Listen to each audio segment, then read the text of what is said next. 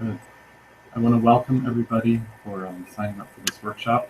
This is my first workshop that I've given over the internet, so we'll see how technology cooperates with us. My name is Dr. Michael Zolper. I'm a chiropractor here at Health Source in Baraboo. Been practicing since the year 2000. And my mission and goal here is to educate and inspire people to help them create changes in their life. I find that a lot of times what I do here is adjusting in the office and I help with our physical body, but a lot of times it's our lifestyle choices that contribute to all the stress that we build up in our life. And if we can inspire and support one another to make changes, then we grow as individuals and create a healthier and happier community. So the purpose of today's talk is to inspire and to educate you on hopefully making better choices. Some of you guys have been probably working on yourself for many years, and I hope you learn something new, and just know that we're here to support you. So with that, I'm going to bring up the screen for my PowerPoint.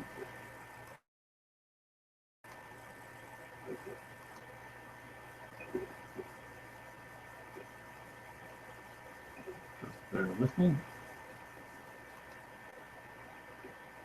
All right.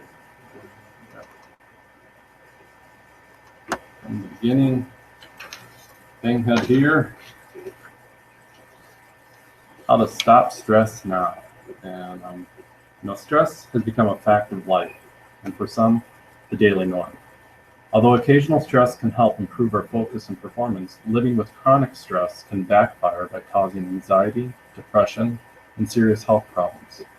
Understanding who we are, knowing our major struggles, and putting them in perspective and taking action can help us deal with stress. The following strategies can also improve stress tolerance to help lessen the effects of stress on our health. So the first question is, I always say, your body is a reflection of your life. And we all live in a stressful life. We have good stress and we have bad stress. If the stress overwhelms us, then it starts to create symptoms. And that's when we need to listen to those symptoms and start to make changes. So what is stress? It may seem pretty obvious when we are attempting to define a word that shows up in the lives of everyone. But personally, I believe that the most significant struggle with stress is the inability to truly capture the essence of this term. The term stress, as it is currently used, was coined by Hans Seil in 1936, who defined it as the non-specific response of the body to any demand for change. The modern world is becoming increasingly complex, and the demands on our time and our attention are many. Our jobs are also more complex, and the business world has become more competitive. With the industrial age came helpful machines and increased productivity. But it also brought us the jackhammer, the loudspeaker, the motorcycle and car, the innumerable noisy machines. Physical stresses such as sound, air, and water pollution have worsened over the last century, especially in the United States. We are also, because of the electronic media and the internet, aware of troubles and tragedies around the world that previous generations would never have known about, creating anxiety. Taken together, these assaults on our senses create a physical and emotional reaction. Due to the feeling of being perpetually overwhelmed, we have defined this sensation as stress. And what we have seen is that in modern healthcare, we recognize that many illnesses are caused by stress or worsened by stress. In fact, in every chiropractic office, many patients will show up with ravages of chronic stress. While chiropractic can support the effects of stress on the body, such as headaches, it can also help the body manage and process stress in a healthy way. Many studies of people who have been subjected to chronic stress have found evidence of the negative health effects of stress. These effects include high blood pressure, damage to muscle tissue, diabetes, infertility, damage to the immune response, and slowed healing from the disease and injury. Stress reactions are also at the root of disorders such as post-traumatic stress disorder, and stress has been linked in human and animal research with cardiovascular disease. Here are just a few examples of the long-term negative consequences of stress: depression, diabetes, hair loss, heart disease, obesity, ulcers, headaches and migraines, chest pains, insomnia, hormonal and autoimmune problems, and chest pains. So what causes stress? We perceive stress from three basic sources: our environment, our body, and our emotions. Environmental stress includes noise, weather, physical threats, time pressures, and performance standards. Body stress includes disease processes, organ malfunction, poor nutrition, poor sleep, and physical injury. Emotional stress is more difficult to define. It encompasses our reactions in thought and emotion to environmental and physical stressors. Criticism, for example, is devastating to some, while others seem unaffected.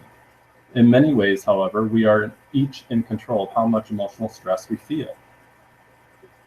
Stress, whether physical or perceived, triggers a fight or flight response. This is a systemic physical reaction affecting almost every part of the body. The hypothalamus, the part of the brain, stimulates the sympathetic nervous system. The heart rate increases, blood volume and blood pressure increases, and blood is directed away from digestion and the extremities. Vision becomes more focused and hearing more acute in response to the messages from the sympathetic nervous system. The adrenal glands secrete corticoids, including adrenaline, epinephrine, and norepinephrine. All of this is very useful if we're running from a prehistoric raptor or confronting a more modern threat to physical safety. But when prolonged, however, the long-term effects of this state can be disastrous to good health. So next, what we have is from the American Psychological Association, the American Institutes of Health. And when we look at this, we're looking at the top causes of stress in the US. The top 5 over here, or 7 that they have, is job pressure, money, health, relationships, poor nutrition, media overload, and sleep deprivation. All these have different effects to the body and have different causes. The U.S. stress statistics, show that over 70%, 77% of people who regularly experience physical symptoms caused by stress. And that's when, when our stress builds up in our life, it starts to create physical symptoms or emotional symptoms. That's when we need to listen. We need to listen and find out ways or create strategies to help create a safer environment and a way to live in our current circumstance. So 5 strategies to eliminate stress. Some of what you're going to learn and read might seem extremely obvious to you, but at the same time, we encourage you to immerse yourself into this report with a clear and open mind and a willingness to change. It is clear stress kills, and everyone is familiar with at least one person who had a shortened lifespan because of the stresses in their lives. Therefore, let's not become a statistic. Instead, let's take personal responsibility for our lives so that we can learn effective ways to handle the normal stresses that exist. Strategy number 1. Physical fitness is not only one of the most important keys to a healthy body. It is the basis of dynamic and creative intellectual activity. Your body was put on this earth to move, to shake, to sweat, and to get your heart pumping. But in our sedentary and stressed society, the amount of motion we experience continues to suffer. It is absolutely essential to create a space in your stressful life for physical activity that you enjoy, because people who regularly exercise will tell you that they feel better. Some will say it's because chemicals called neurotransmitters produced in the brain are stimulated during exercise. Since it's believed that neurotransmitters mediate our moods and emotions, they can make us feel better and less stressed. While there's no scientific evidence to conclusively support the neurotransmitter theory, there is plenty to show that exercise provides stress-relieving benefits. So what does exercise do? 1, it pumps up your endorphins. This is what we're referring to above about the neurotransmitters. Meditation and motion. We will talk about meditation in a moment, but when you get going with exercise, your mind reaches the point of a meditative state and relieves tension. It's a mood regulator. Your self-confidence will soar, and then the once gigantic problem will seem minuscule in the big picture of life. And improves your sleep. When you notice that your ability to enter into a deeper sleep is far better with consistent exercise. Socialization. You'll begin to connect with other like-minded people who enjoy exercising just like you. The key with using exercise as a stress reliever is to find something you enjoy doing, whether it is weight training, biking, rollerblading, dance, Zumba. If you do not enjoy the experience, it will be unsustainable, and you will eventually fall off the bandwagon and become even more stressed. Number 2, to eat is a necessity, but to eat intelligently is an art. The food you put in your body will have a massive impact on your ability to cope and combat stress. In a society which is packed with artificial ingredients, growth hormones, and added sugar, there should be no surprise that stress is on the rise. Our bodies are experiencing shock, and it is important to recognize this and begin to dance to a beat of a different drum.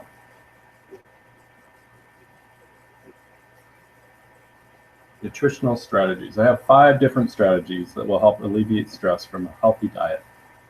Balanced meals. Make sure to include lean and high-quality protein and vegetables with each meal. It is important because it will give your body everything it needs.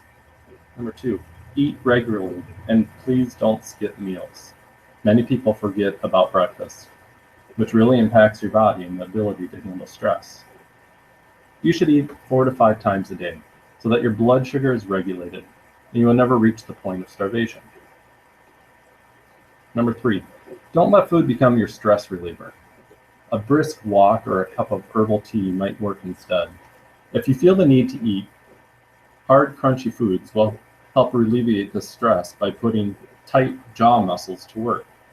So try snacking on a handful of almonds, soy nuts, or baby carrots.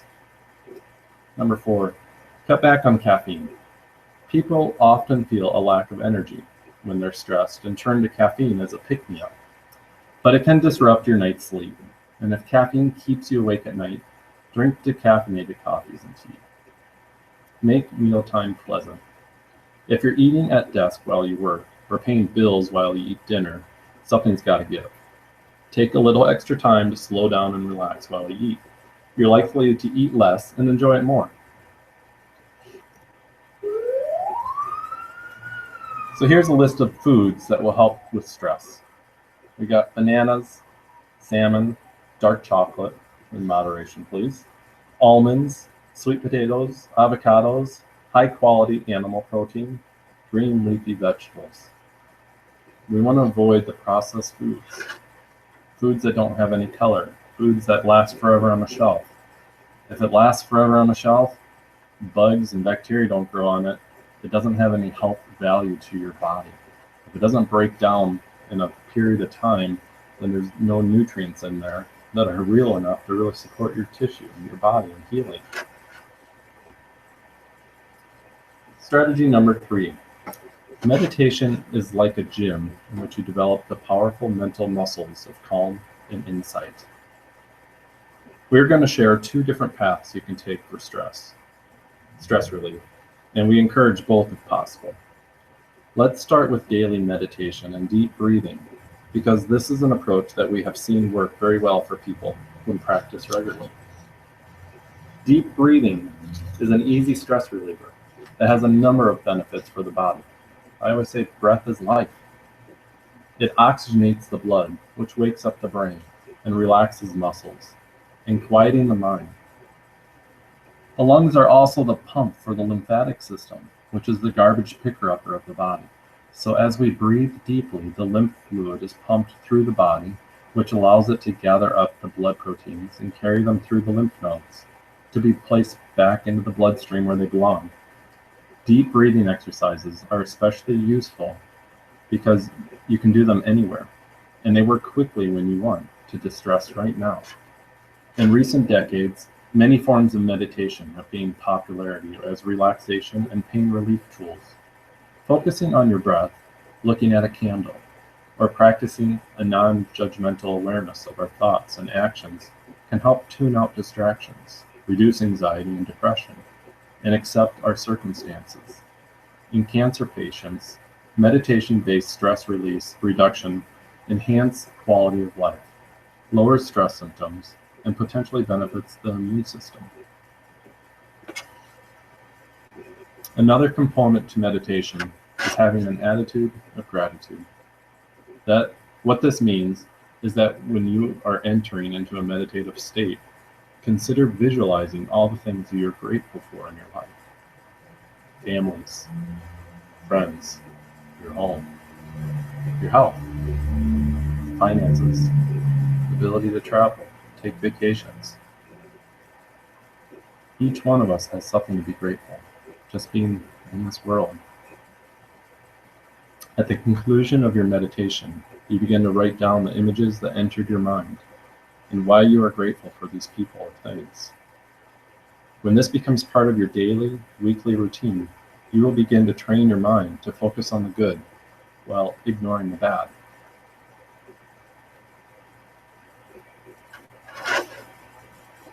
One additional concept is personal development. We make sure to incorporate as much positive wisdom into our lives as possible. Some of our favorite authors consist of the following: Tony Robbins, Robin Sharma, James Allen, Nathaniel Branden, Jim Rohn, Deepak Chopra, Wayne Dyer, Jack Canfield, Paulo Coelho, Stephen Covey. There are plenty of other authors as well, but we absolutely encourage you to focus on your stinking thinking with some really wonderful personal development, because this will help reprogram your mind and allow you to live without depression ruling your life. Strategy number 4. Organizing is what you do before you do something, so that when you do it, it is not all mixed up. This is an important strategy to eliminate stress in your life, because your home, office, car, etc. is a direct reflection of how cluttered you are in your life. We like to refer to these areas as potential sanctuaries, where you can create an environment that elicits creativity, love, passion, relaxation, and fun. Jared Yellen, entrepreneur and personal development enthusiast, actually put together a blueprint to create a sanctuary in your home. If you guys email me, at the end of this I have my email listed. I can give you this whole report talking about this talk, and has everything spelled out. So here are the steps from Jared Yellen.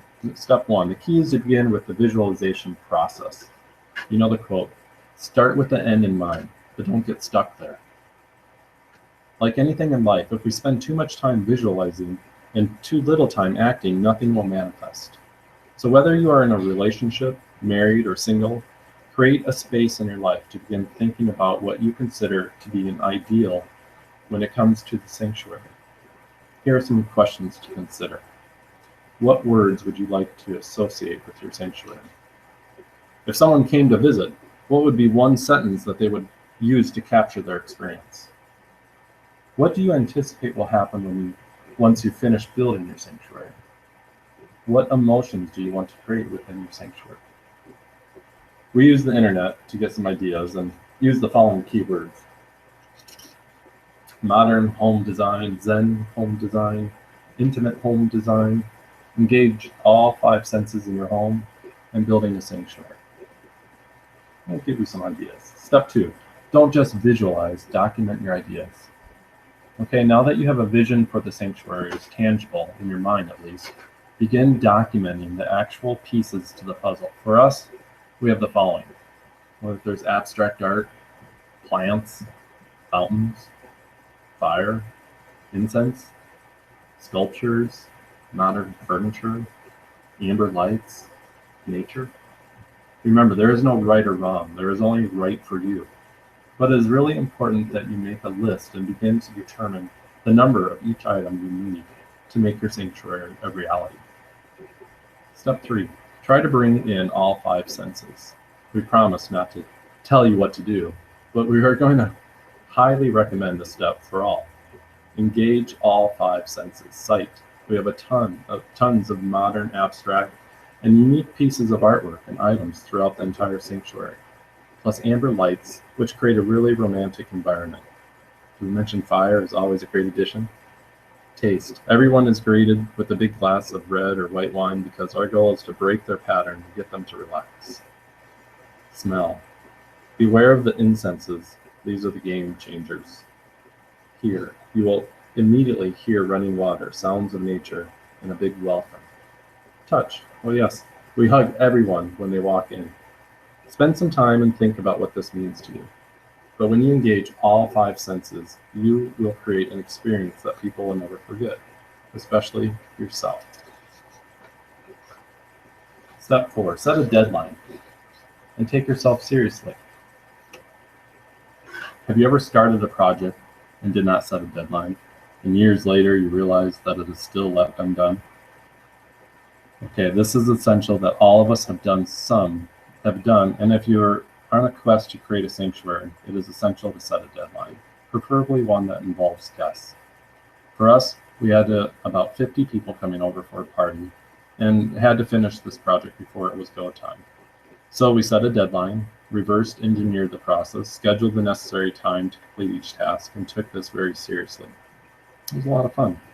Keep in mind, we are both extremely busy people, so the only way this would get done is if we stuck to our schedule and nailed it. You should have seen the faces of our guests when they walked into the sanctuary, and all that we can say is sensory overload, mission accomplished. Step 5, search, and search some more. At this point, you probably have a list of items that you want for your sanctuary. So it is time to initiate the hunt. Google will become your best friend, and this is an important step because your vision will begin to take form as you locate items that meet your needs. This is also the step where people might get discouraged because you're unable to find what you find is inaccessible, budget, geographic, space constraints. Well, you must not give up, because now that you have a vision, we need to ask one more important question. How badly do you want it?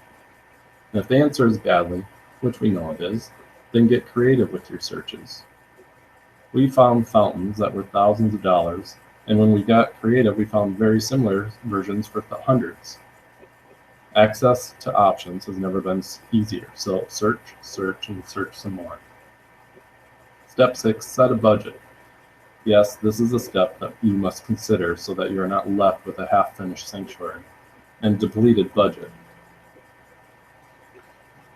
You can achieve your goal of building a sanctuary, but you must know the budget so that this experience is fun and there is zero stress. This might seem obvious, but this is a must. Step 7, start shopping and don't be afraid to return. When we began our shopping process, we ordered from many online retailers, spent a ton of time at Home Goods, Pier 1, various furniture stores, and even random stores in the mall, and then we return almost everything. We mean it. You should not compromise your vision when you purchase items. Place them where you thought they would go and realize they would not work right, and it was back to the drawing board. So don't be afraid to purchase. And if you're not 100% certain if the item doesn't fit, then get your money back. Step 8, make the experience stress-free and fun. We had so much fun during this entire experience, and we mean it. There are many more stories that involve the number of belly laughs is impossible to count. So you do what you want to compromise your love relationships to build a sanctuary, and you can definitely have it all. Step 9, begin assembly. And step 10 is enjoy, share, and celebrate. So again, that's all on his little handout at the end. Strategy number 5 with stress. The power that made the body heals the body. It happens in no other way. That was from DJ Palmer. At this point, it is clear that stress kills, and we mean it. At least 80 to 90% of the people we help at the clinic are coming in because with a condition that is a byproduct of stress.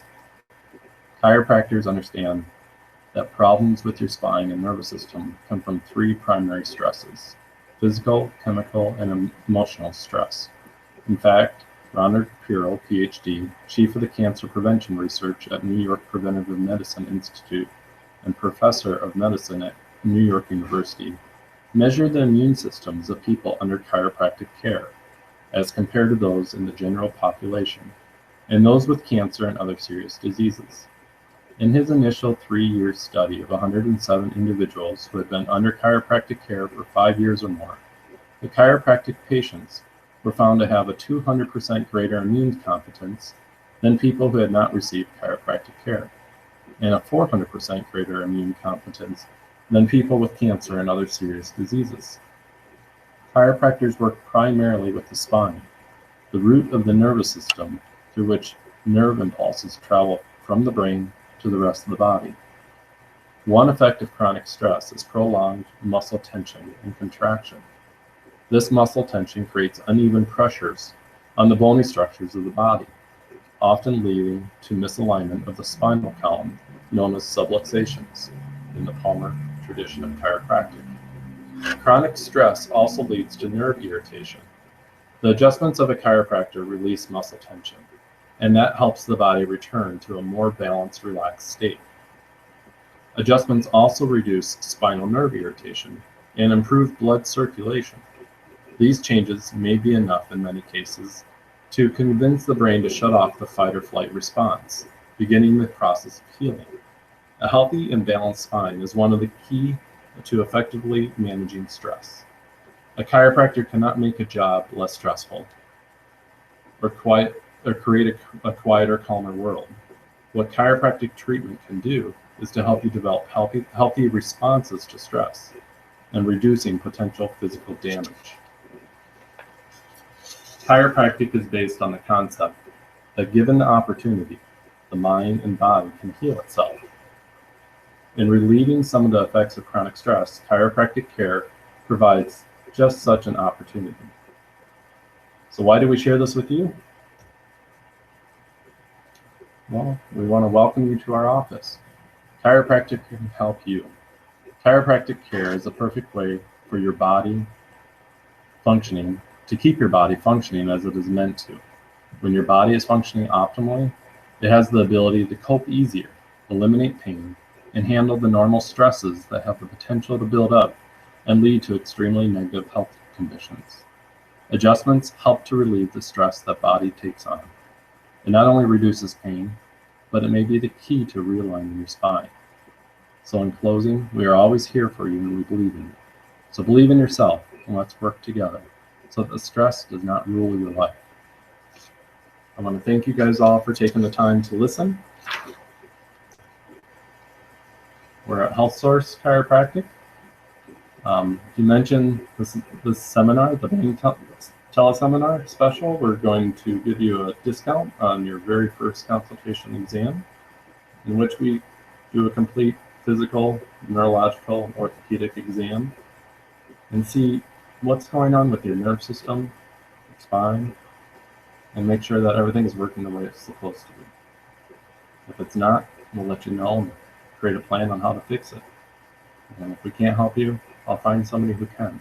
I'll refer you out to someone who can help you get the care that you need. So if you have any questions, feel free to call me. My email's at the bottom here. My phone number is right there with the office. And I really appreciate you taking the time to listen. Have a great day.